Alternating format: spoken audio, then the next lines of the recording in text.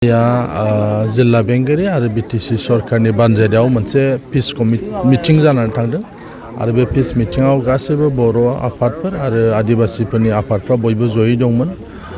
सावरायलायनाय जादों जे जि जालांबाय जाथाया आरोबाव बेयो जाहाथे एरलाङा, थाबैनो जोंनि गेजेराव गोजोन मोनसे खौसेथिखौ लाबोनांगोन आरो बेनिखायनो मैया मिटिं जोबनायनि उनाव बिटिसिनि चिफ आरो जों बयबो आरो आदिबासि दैदेनगिरिफोर जों ज'यैनो बेरायदों बर' केम्प आरो आदिबासि केम्पआव आरो मैयानिफ्रायनो माने पुलिसफ्रा सारिय'फाले बिथांमोना थाफैदों बर' ओनसोलावबो आरो आदिबासि ओनसोलावबो।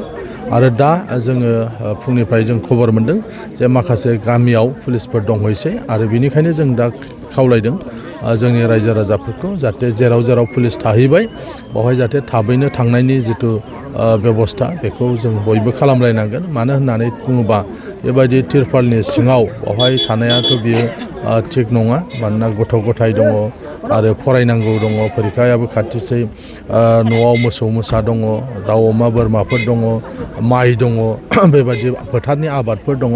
गतिके जे जायगायाव पुलिसफोर दंहैसै बे जायगानि रायजो राजाफोरखौ थाबैनो थांहोनांगौनि थाखाय बा लांनांगौनि जिथु बेबस्था बे बेबस्थाखौ जोङो दा डिस्ट्रिक्ट एडमिनिस्ट्रेसनजों रायज्लायनानै खालामदों आरो जोंनो नैबे केम्पआवबो जों रायज्लायदों। रायजोफ्राबो राजि, जुदि पुलिस थाहैयोबा अब्ला बिथांमोनाबो थांनो थाखाय रेडि जानानै दङ। दा बे हिसाबै जों खावलायदों बयखौबो जे जों गोजोनखौ जों गायसननानै लानांगोन। बेबायदि जाथाय जायोबा मोनसे हारियाल' नङा, बथ साइड खहा जायो। बेनिखायनो बेफोरखौ नोजोर होनानै जों बयबो गोसो हमथानानै बाहाय गोजोन गायसननायनि थाखाय जों बयबो हाबा मावनांगोन। आरो जोंथ' बांसिनानो बाहाय आबाद मावनानै जाग्रा, गतिके जोंनि रायजो राजाफ्रा जिहेथु आबादफोरबो दं फोथारफ्राव, न' बांआव दङ, बाहाय धन सम्पति दङ, बेफोर जाहाथे नस्थ' जाया बिनि थाखायनो जेराव जेराव पुलिस थाहैबाय बेखौ थाबैनो बयबोखौबो थांनो थाखाय जों खावलायगासिनो।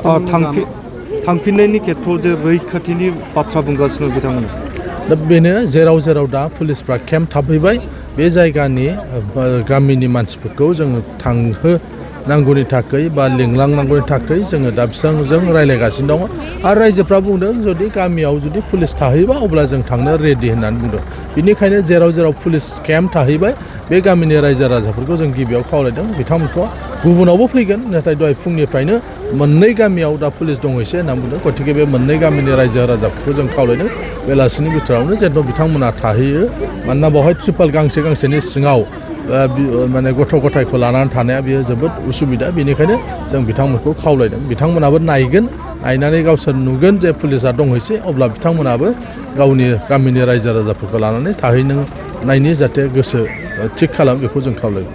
जानायनि बेलायाव बिथांमोना माखासे मैया जिहेतु हिसाब माने सार्केल अफिसारा नायफैनानै जेसेबां न'खर जेसेबां मानसि बे हिसाबै रिलिफ मेटारियेल्सफ्रा फैयो। दा मैया मोनायाव माखासे बांफैनायनि थाखाय जायगा हयथ' एसे सर्टेज जादों, खिन्थु सर्टेज जानाय नङा। मैया मोनायाव जों फैदोंमोन, आरोबाव गोदान मोनसे लिस्टफोरखौ जों हरनाय जादों जे बे उमुक केम्पआव इसिबां। दा बे हिसाबै डिस्ट्रिक्ट एडमिनिस्ट्रेसननिफ्राय आरो बिटिसि सरकारनिफ्रायबो मैयानिफ्राय होगासिनो दं।